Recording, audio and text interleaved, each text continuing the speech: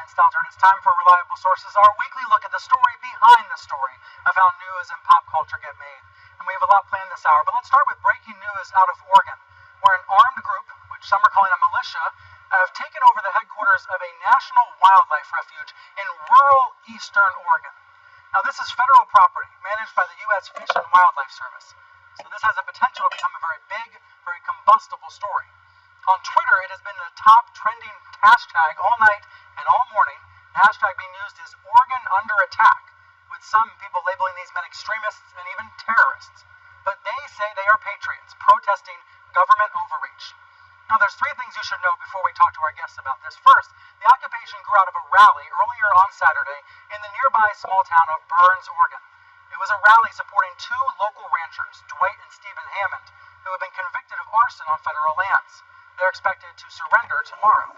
Now, second, during the takeover yesterday, no government employees were hurt. None were actually there at all, because the refuge was closed for the holidays. And third, one of the men leading this occupation is Eamon Bundy, son of Nevada rancher Cliven Bundy. He spoke to CNN's Victor Blackwell earlier this morning. We want the government to abide by the Constitution, abide by the authorities in which the people have given it, and to play by the rules. We have no intention on using force or being aggressive or going on the offense. But just as all people have the right to defend themselves, that's exactly what that means. There are big media questions here about the language we use to describe these men and about how they're getting their message out, and of course about the difficulty of even getting to this story in the first place. One of the reasons why there hasn't been more immediate coverage of this news is because it is so remote. One reporter in Oregon said to me overnight, this is a journalistic no man's land. We are standing by for a call from a reporter who's actually driving to the site from the Oregonian newspaper. As soon as he's able to reach us, we'll beep him in, but unfortunately he has weak cell service. So let's bring in Art Broderick, CNN law enforcement analyst who is a former assistant director at the U.S. Marshal's Office. Art, when you heard about this story overnight, what was your first thought? Well, I'll tell you, over my career in the Marshal Service, Brian, I probably have dealt with situations like that on at least 3 or 4 different occasions, specifically with these types of groups. And I know we're lumping them into calling them, they're arguing whether we should call them a militia or not. But Mr. Bundy has gone out and made a call for supporters to show up at the Fish and Wildlife Refuge. That's right. They've got facilities for them to stay at. What's going to happen is what happened in all these other situations. You're going to have militia groups show up. You're going to have right-wing white supremacists show up, and this could really turn into a bad situation.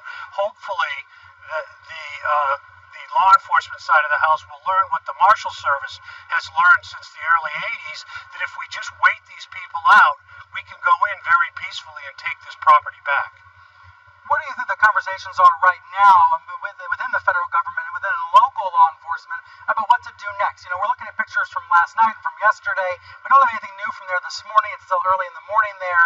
But we know that there are at least a dozen, maybe more, people on this property. Presumably some law enforcement's either on the way or already there.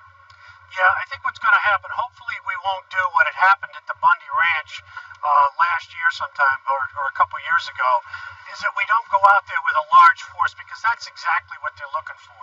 And you know, we've got to negotiate this through, and I think a key part is going to be tomorrow, what happens at the federal courthouse. And I know there was a quote that you guys have picked up from the U.S. Attorney out there in Oregon, and hopefully calmer heads will prevail here. And the last thing we need is some type of large confrontation, because that's when stuff goes bad. And I think in this particular instance, if we just wait them out, see what they've got to say, that eventually they're all going to go home. I mean, people are just starting to show up now, and this group could get fairly large with supporters as this news spreads out throughout the country. And hopefully if we just sit back, wait them out, things will calm down and everybody will go home.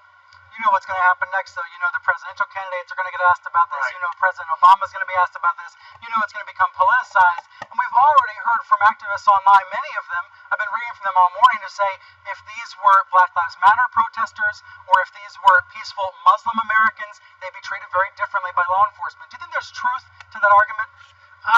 We're not talking about, I think you had mentioned it in the opening, because this is a very rural area. It is out in the middle of nowhere. What are they actually doing? They're not destroying property. They're not no shots looting fired. anything. Right, exactly. I mean, there's a whole separate situation going on as to exactly why they're there, and that'll be worked out through the legal process. But I think now that they've taken over this location out at the Fish and Wildlife, this brings in the federal side, and I know the federal government has learned over the years how to deal with these types of incidences, and hopefully Fish and Wildlife will call in their federal partners, which I know they will, and sit down and figure out how to resolve this as peacefully as possible. All right, thank you so much for being here this morning. Thanks, Brian. Very much appreciate it. Let's go to a media perspective now, talking about the coverage of this story with Dan Abrams, former executive at MSNBC, the founder of Mediaite, and an ABC News analyst. Dan, you know what happens in cases like this. Instantly, as soon as there's a news alert online about something like this, there are cries about why the press is not covering it enough. I understand why that happens oftentimes, but at the same time, it's hard to get resources out there. It's hard to get live trucks out there. It's hard to get a hold of the people who are occupying. Tell me what you think viewers and readers should know about the practical difficulties of covering a situation like this.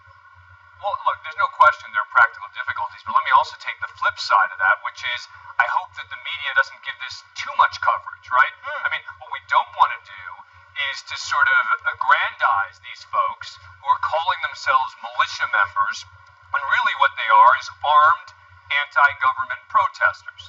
That's what they are, and the key is armed. That's what makes it different from a lot of the other scenarios you were talking about. Yes. These people are armed there and talking about the fact that they are armed. They're not just happen to be having their arms with them.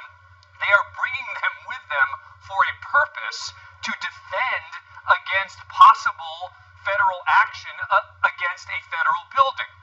Back In to the fact, while media you say side. that, I'm just pulling up a picture I hope we can put on screen from a reporter who is there, one of the few reporters who's in the area, Jason Wilson.